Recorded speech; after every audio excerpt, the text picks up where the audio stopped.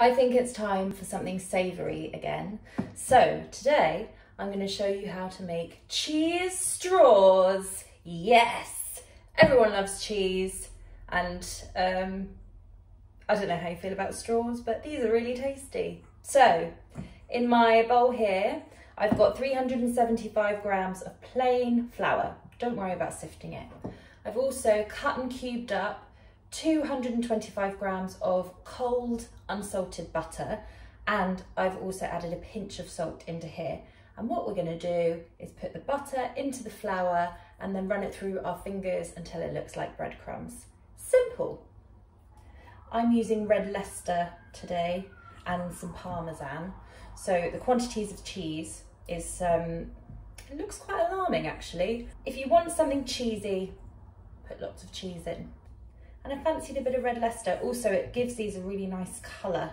They come out really orangey, which is different. If you made the meringues last week, this is a good one because you use egg yolks in this recipe. So what I've done is, instead of throwing the whites away, I have put them in a Tupperware and put them in the freezer for next time I make meringues, or need egg whites for anything else, but meringues are the tastiest way to use them up. Unless you're a fan of an egg white omelette, which I don't think you'd be watching this video on how to make really fatty cheese straws if you were. And it takes a bit of time because there's quite a lot of flour. If you wanted to make half the mixture, that's fine, because I think you get quite a lot of, there's a big yield of these. Sorry, I'm in a really silly mood today.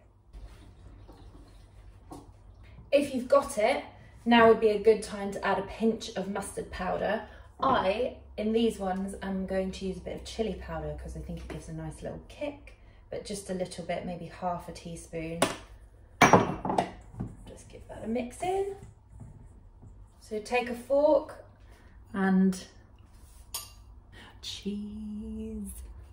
So yeah, 50 grams of parmesan and 150 grams of cheddar or red Leicester, anything really, but I like a cheese with a strong flavour.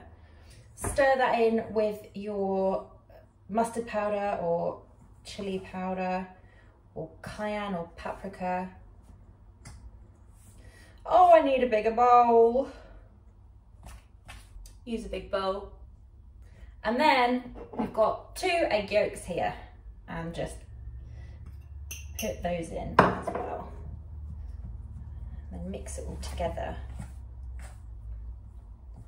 I'm just going to go in with my hand, I think. God, I'm making a right mess. Oh God. What we're doing now is making it into a kind of solid-ish dough, but you will need to add a tiny bit of water. So just maybe 1 tablespoon at a time. I need a bit more. And then just keep mixing until you've got a solid and smoothish dough. You can do this in your bowl, but my bowl wasn't big enough, so I'm just going to put this out on the counter until I can get it into some sort of dough, because it's all falling out. That is better. It's a big cheesy ball of dough. Just make sure that you've got all those little bits.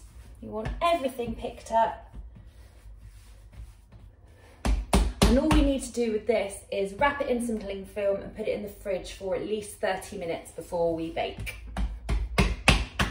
So I've taken it out of the fridge. I've preheated the oven to 190 degrees Celsius, and I've taken a baking sheet, a big one, and just put in some greaseproof paper. All you need to do is roll this out to the thickness of about a £2 coin. And I've just dusted the surface with plain flour and put a bit on the top just so that it doesn't stick. And I'm just going to move it around occasionally just so that it doesn't stick to the work surface. And if you've used red Leicester like me, you will be able to see all of the cheese because it is lovely and colourful. So I'm just going to cut around this just so that I've got a nice square, and then don't throw that away because then we'll just roll it up, make some more.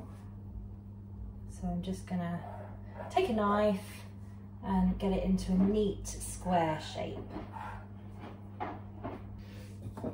And then with this shape here, I'm going to cut it in half again, lengthways, and then make it into straws or fingers, probably about 2 centimeters wide.